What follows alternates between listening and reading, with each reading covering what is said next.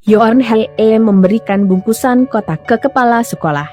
Kepala sekolah jadi kesal, mengira Yeon Hye meminta maaf dengan hanya memberikannya sekotak minuman. Yeon Hye pun menyuruh kepala sekolah membukanya. Kepala sekolah pun lalu membukanya dan jadi terkejut begitu melihat isi kotak minuman itu ternyata uang semua. Saat itu juga kepala sekolah nyengir kuda dan langsung bersikap baik sama Yeon Hye. Di tempat lainnya sekretaris Yeon memerintahkan anak buahnya menghancurkan sebuah toko. Jo dan Tae mengawasi dari dalam mobil. Jo dan Tae jadi senang dan langsung telepon Dr. H, kasih tahu jika pekerjaan pertama yang sedang dikerjakan. Dr. H juga jadi senang. Dr. H lalu masuk ke ruangan pasiennya yang tak lain CEO SBC bernama Chu. Dr. H lalu bilang ke Pak Chu, ingin melapor ke media jika penduduk Sinegil di Newwondang menolak untuk pindah. Dan itu menghambat pembangunan ulang. Cerita lalu berlanjut ke Kyujin, Jo dan Tae dan Dr. H yang sudah berkumpul di sebuah ruangan. Kyujin tanya berapa banyak keuntungan yang mereka dapatkan kali ini.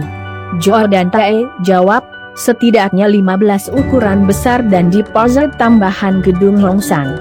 Jo dan Tae lalu memberikan koper ke Kyujin dan Dr. H. Isinya ternyata emas batangan semua. Kyujin dan Dr. H pun jadi girang. Jo dan Tae lalu bilang, mari selesaikan ini dengan cepat dan lanjutkan ke kesepakatan berikutnya. Kyujin dan Dr. H makin girang. Mereka pun lalu bersulang. Di tempat lainnya Kang Mari menemui Yeon Hye sambil banting tasnya dan tanya apa yang kamu lakukan hingga membuat kepala sekolah menjadi lembut. Kamu pikir itu bisa menghapus perbuatanmu pada kami? Jangan mimpi. Aku akan mengikutimu sampai akhir. Yeon Hye pun menjawab, baik, kalau begitu lakukanlah.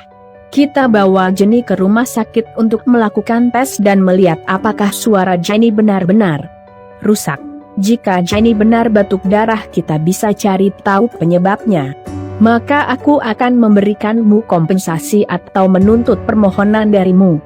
Yeon Hye juga lalu bilang, kamu tidak membesarkan anakmu dengan benar.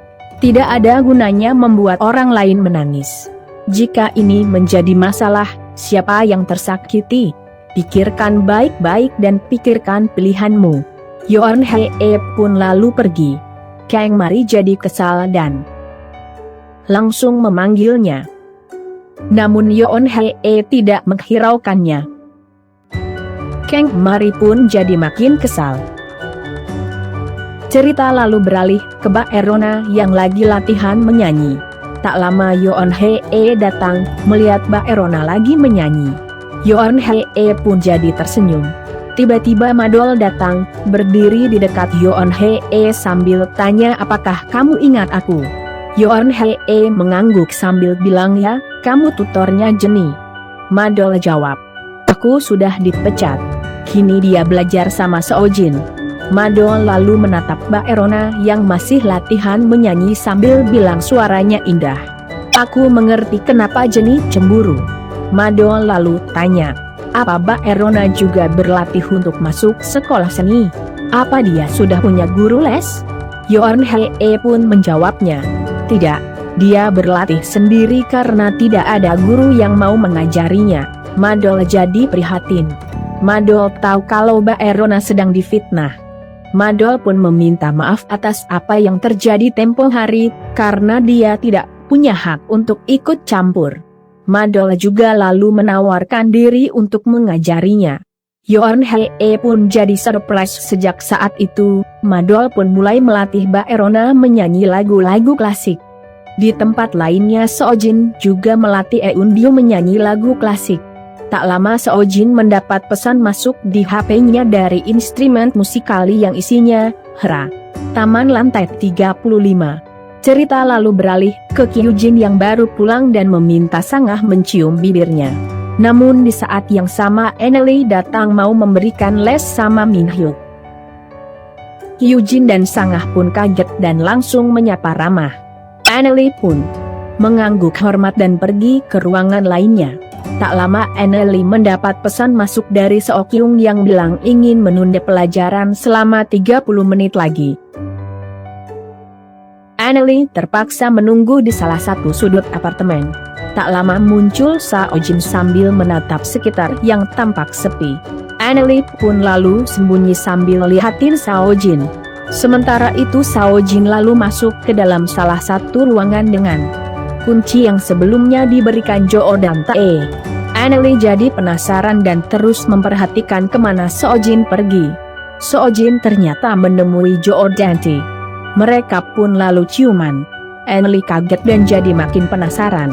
Anneli pun lalu mengendap pergi ke tempat yang bisa melihat Seojin dan Jo dan Tae lebih jelas lagi. Seojin dan Jo dan Tae yang tidak menyadari lagi diperhatikan Anneli, terus berciuman. Anneli mengeluarkan ponselnya dan mulai merekamnya.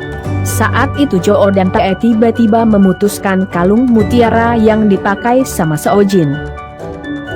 Seojin kaget dan jadi heran.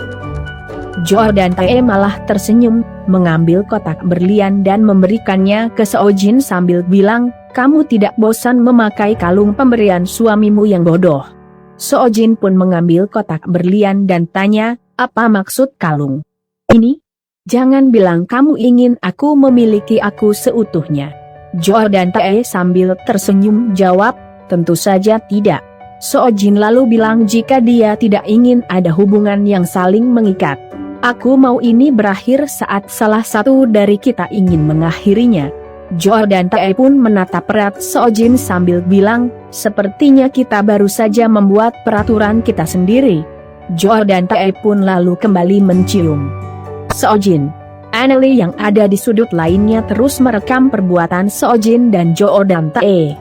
Setelah merekam kejadian itu, Anneli melakukan tugasnya sebagai tutor buat Seok-hoon dan Seok-kyung. Namun Seok-kyung belum datang. Anneli pun menyantap kue yang ada di depannya dan diam-diam memasukkan beberapa kue ke dalam tasnya.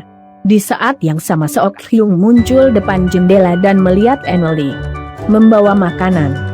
Seok-kyung pun jadi tersenyum sinis dan kemudian masuk ke ruangan belajar sambil tanya, "Bisakah kita selesai lebih awal?" Anneli pun lalu jawab, "Kamu lupa kita terlambat memulainya." Seok-kyung karuan jadi kesal dan bilang, "Jika kita selesai lebih awal, kamu bisa memberikan pelajaran lagi." Namun Anneli malah menyuruh Seok-hoon dan Seok-kyung menyelesaikan soal-soalnya. Seok-kyung tidak mau melakukannya. Anneli jadi heran. "Aku tidak mengerti kenapa kamu jadi murid terbaik di sekolahanmu. Padahal kamu tidak terlalu cerdas." Seok-kyung pun jadi marah dan menyuruh Anneli keluar dari kamarnya. Anneli kaget.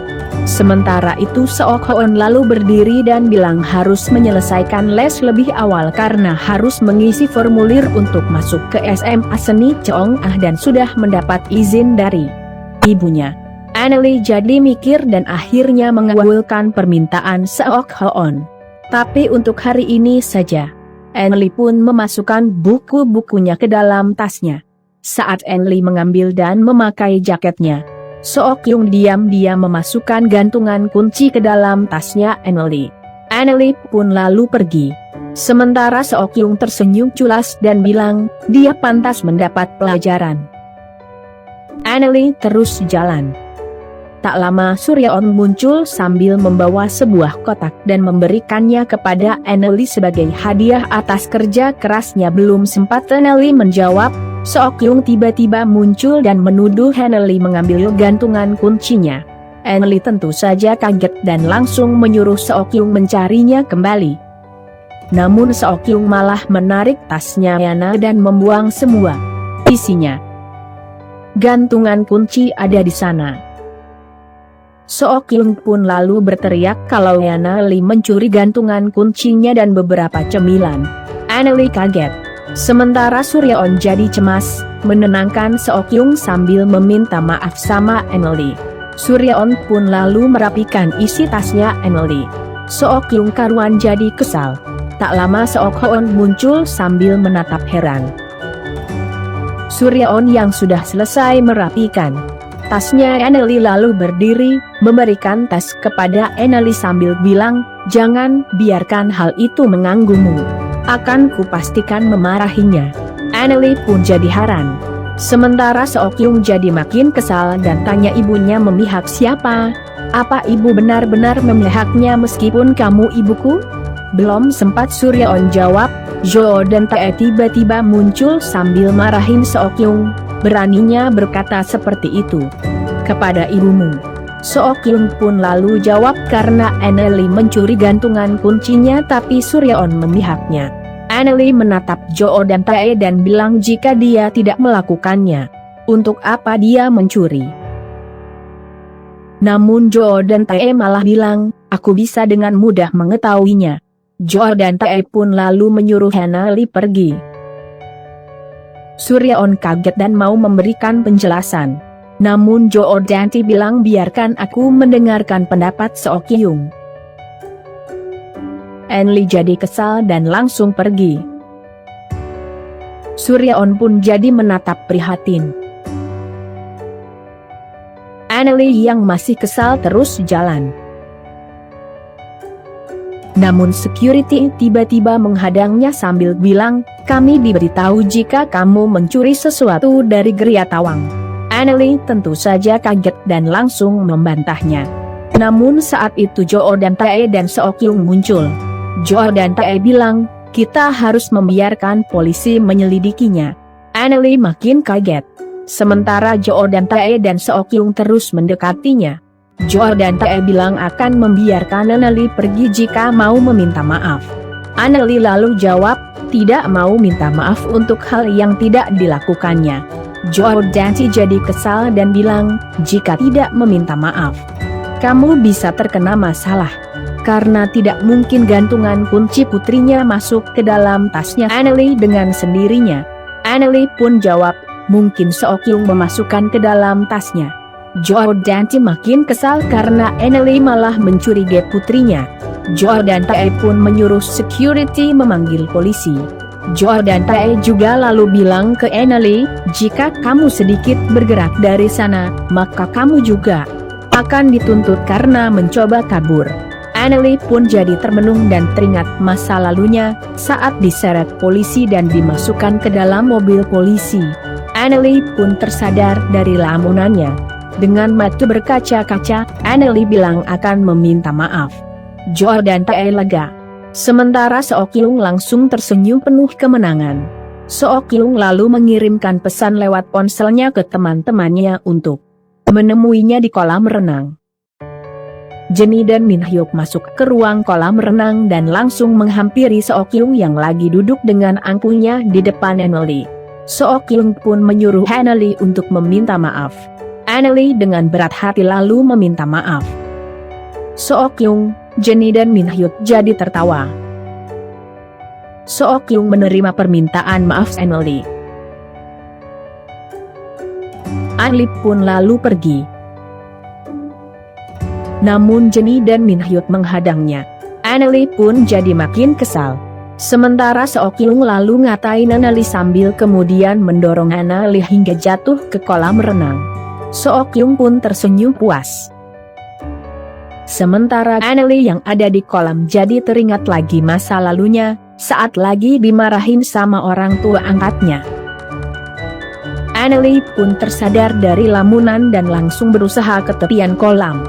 Namun Seokyung menginjak pundaknya sambil bilang, kamu seharusnya memberitahuku jika kamu lapar.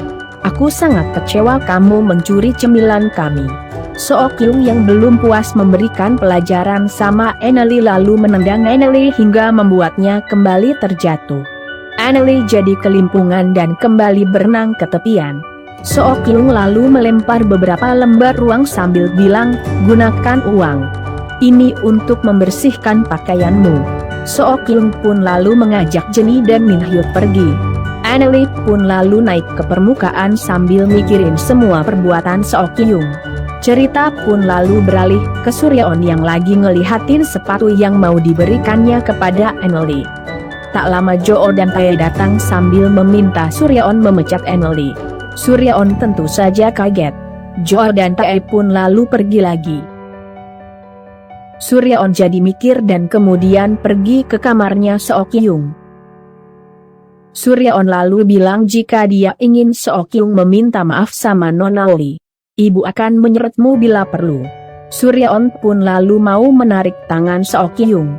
Namun Seokyung menepisnya sambil bilang, memangnya kamu siapa bisa memerintahku? Suryaon pun jadi kesal dan bilang, beraninya kamu bicara seperti itu kepada ibu.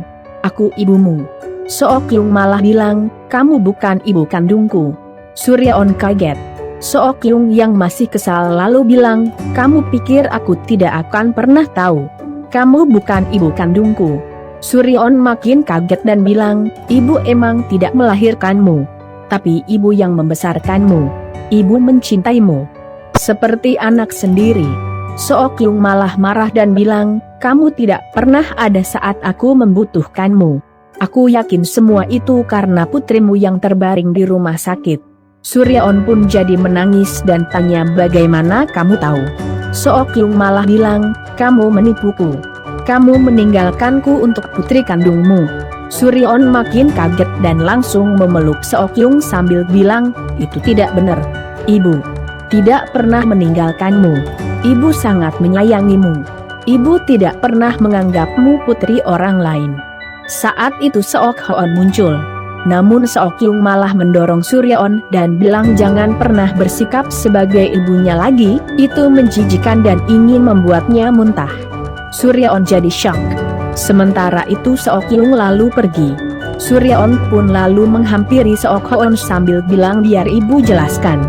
Namun Seokhon malah bilang, mulai sekarang jangan ikut campur dalam hidup kami. Seokhon pun lalu pergi. Suryaon pun jadi makin syok dan hanya bisa menangis. Malamnya Suryaon curhat sama Jo dan Tae. Jo dan Tae malah bilang sudah sewajarnya mereka tahu. Jo dan Tae juga bilang jika dia akan bicara pada mereka. Suryaon jadi haru dan bilang aku juga merasa bersalah kepadamu. Kamu berusaha keras mengurus Hyein yang sakit selama 16 tahun tapi belum ada kemajuan sama sekali. Jo dan Tae pun pura-pura prihatin dan berusaha menghibur Suryaon sambil bilang, jika Seokyung, Seokhon dan Hyein adalah anak mereka. Namun Suryaon yang masih penasaran lalu tanya bagaimana mereka bisa tahu. Jo dan Tae sambil menghela nafas jawab, entahlah. Aku juga tidak mengerti.